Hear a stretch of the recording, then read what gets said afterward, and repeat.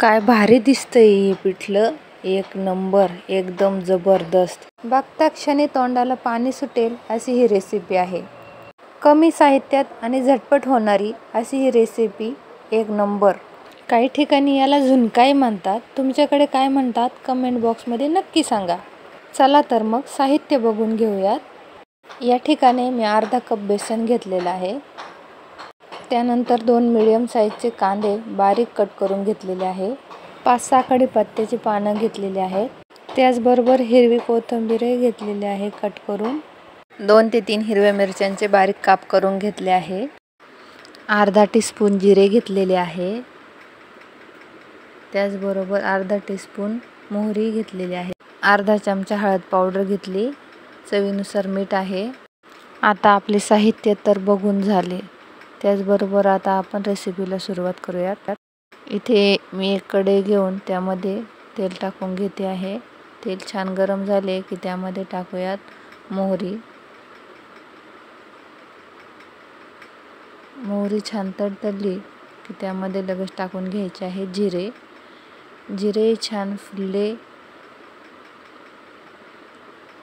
की त्यामध्ये टाकून घ्यायचं आहे लसूण.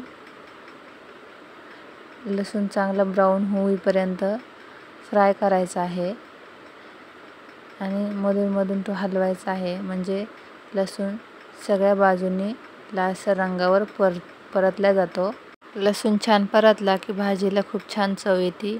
आता त्यामध्येच टाकून घ्यायची आहे कट केलेली हिरवी मिरची. तीही तेलात छान फ्राय करून घ्यायची आहे. मिरची छान परतल्या गेली की त्यामध्ये लगेच टाकून घ्यायची आहे कढीपत्त्याची पानं. आणि कढीपत्त्याची पानं टाकल्यानंतर ते असे तडतडले जाते, म्हणजे त्यातले फ्लेवर त्यामध्ये उतरतो. आता त्यामध्येच टाकून घ्यायचा आहे आपण बारीक कट केलेला कांदा. कांदा छान मंद आचेवर परतून घ्यायचा आहे. कांदा परतण्यासाठी त्यामध्ये टाकून घ्यायचं आहे चवीनुसार मीठ आणि पुन्हा एकदा 2 मिनिटासाठी छान परतून घ्यायचा आहे. आपला कांदा आणखी 2 मिनिटं छान परतला गेला की त्यामध्ये टाकून घ्यायचं आहे आपल्याला हळद पावडर. हळद पावडर टाकताना नेहमी अर्धा टीस्पून हळद पावडर घ्यावी, म्हणजे आपल्या पिठल्याला छान कलर येतो.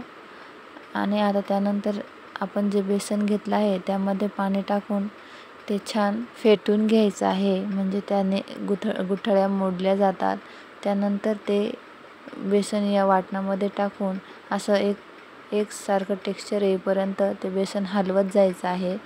याने त्या बेसनामध्ये गुठळ्या बनत नाहीत. चला तर मग आता पुन्हा ते ताटली धुवून त्यातील पाणी या पिठल्यामध्ये ॲड करून घेऊयात आणि पुन्हा एकदा एकसारखं ते पिठलं छान हलवत जाऊयात. असे केल्यावर त्या गुठळ्या मोडण्यास मदत होते आणि त्याचबरोबर एक संथपणा आपल्या पिठल्याला यायला लागतो. तर तुम्ही बघू शकता याप्रमाणे आपलं पिठलं छान झालेलं आहे. आता ते आणखी 2 मिनिट मंद आचेवर शिजवून घेऊयात, म्हणजे पिठल्यातील जो कच्चेपणा आहे तो निघून जाण्यास मदत होते. आता त्याचबरोबर आता टाकून घेऊयात आपण हिरवी कोथिंबीर बारीक कट करून घेतलेली. यामुळे पिठल्याला छान चव येण्यास मदत होते. तर अशा प्रकारे आपलं मस्त चमचमीत पिठलं बनवून तयार आहे. तर या पद्धतीने पिठलं जर नक्की बनवलं तर माझी गॅरंटी आहे की तुम्ही ते बोटे चाटतच खाल. अशा प्रकारे आपलं मस्त चमचमीत आणि झणझणीत पिठलं बनवून तयार आहे. तर तुम्ही बघू शकता काय सुरेख आणि सुपर रंग आला आहे आपल्या पिठल्याला. तर तुम्ही एकदा नक्की ट्राय करा.